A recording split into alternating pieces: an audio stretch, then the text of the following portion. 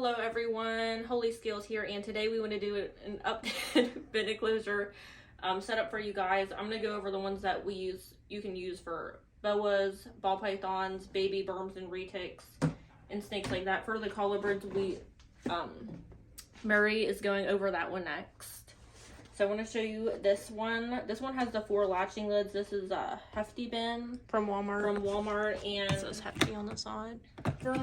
We like to use potty pads just because I feel like it's cleaner. I don't like bedding, just my own personal preference. Me too, because I don't like the snakes eating. Like, I don't want them to accidentally eat some bedding. And it also, if they pee, it's so hard to get the smell out when there's bedding. And we have Vanilla in here. She moved her. I usually have the hide on the warm side, but she moved it over.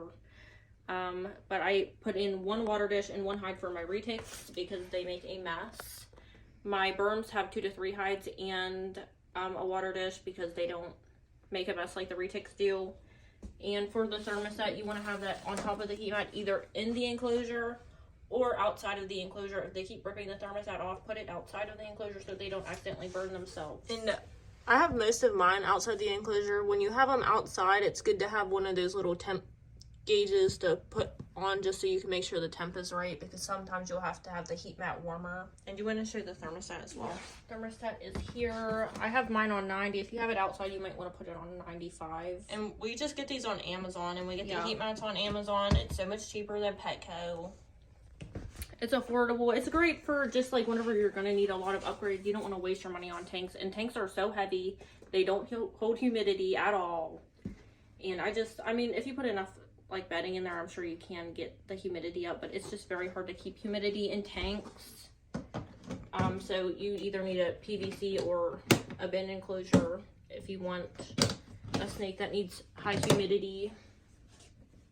And you can put in a thermostat just on top of the heat mat in there, like Mary said, that shows the temp and humidity for them. And you can use other types of bins. Just make sure it's nice and secure. Like, we like the Hefty bins because they have the latches on 4 sides. And we like to drill holes on both sides. In winter, the humidity is a lot lower, so we tape up one side. And if you still need it higher, you can put in a bigger water dish. If you need less humidity, put in a smaller water dish. Or drill more holes if you have to. And make sure you tape on the outside. And for the temp gauges, do not get the ones with the Velcro. Velcro will rip snake scales off. So do not do anything with Velcro. Just get a normal temp gauge, put it in there on top of the heat mat, and that will work perfectly. And you can get those on Amazon as well. They're cheap. Yes. And before we move on to colubrids, I'm sure some of you have noticed up here, we have one of our retics hanging out. This is Shira. I believe she's around 1.5 years right now. I could be wrong. She could be closer to 2 years old, but she's just hanging out with us today. Now onto the colubrids. All right, everyone. Now, we don't have any colubrids in bins because we keep, boas and pythons and stuff like that. I do have a hognose, but he is not in a bin. Because he doesn't need a big tank. Anyways, we're going over the bins that you could use for colubrids, and I'm going to start with this one. I have isopods in here, so I will show you those later. This is the Sterlite 54 quart bin. I believe this would be good because it has like a seal here. And the 4 locking lids, so it's like you can't I don't think a colibrid could get out of here. No, it definitely couldn't. This would also be good for, if you have a snake that's a little more of an escape artist. I have only ever had one of my snakes get out of the Hefty bin, and that was because I accidentally put the lock underneath of the lid. And that was one out of a lot of snakes. We have quite a few snakes in bins right now.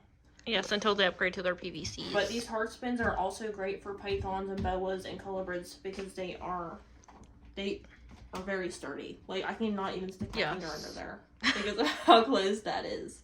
And they hold humidity amazing. They do. That's why I have bigger holes in here. I have a carpet python in here. A disabled carpet python. She doesn't have. She's big.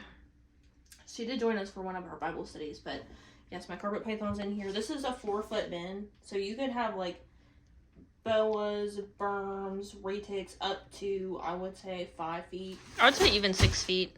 5 or 6 feet in here. Or at least just for quarantine. If it is a bigger one, you can just especially quarantine if it's in there. quarantine, the snake would be perfectly fine in here. Yeah. And that's another thing. We love using bins for quarantining new snakes. So if they have mites or something like that, you can put some double-sided tape along the outside of the bin, and so any mite, if there are mites, they can't get out. And also, we use Hot Shot Pest Strip. So we just made an updated video on Hot Shot Pest Strip. So it's basically, you get these on Amazon.